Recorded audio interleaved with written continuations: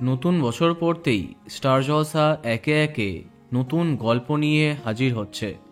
সম্প্রতি চ্যানেল প্রকাশ করেছে তাদের পরবর্তী নিবেদন চিরসখার প্রথম প্রোমো।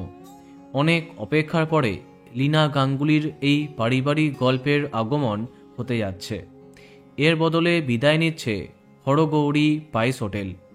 ইতিমধ্যে শেষ দিনের শ্যুট হয়ে গেছে এই ধারাবাহিকের, আর চিরসখার সম্প্রচার সময়টাও জানা গেছে।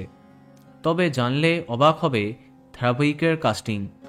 দুটো প্রচার ঝলকে তাকে দেখা যায়নি, তবে টেলিপাড়ায় খবর চিরসখা ধারাবাহিকের মাধ্যমে অন্যতম প্রধান চরিত্রে কামব্যাক করছেন টেলি অভিনেত্রী সিঞ্জিনী চক্রবর্তী।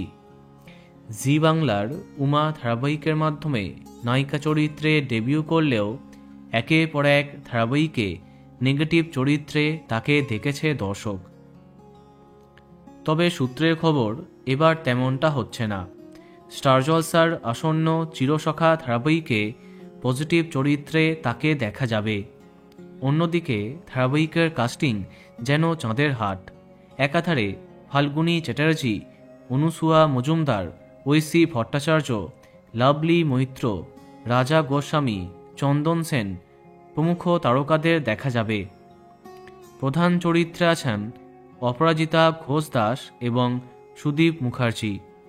আগামী 27শে জানুয়ারি থেকে রাত 9টায় আসছে চিরসখা।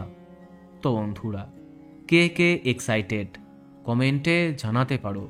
আর এই রকমই আরও অনেক ভিডিও পেতে সাবস্ক্রাইব কারেন্ট বস। ধন্যবাদ।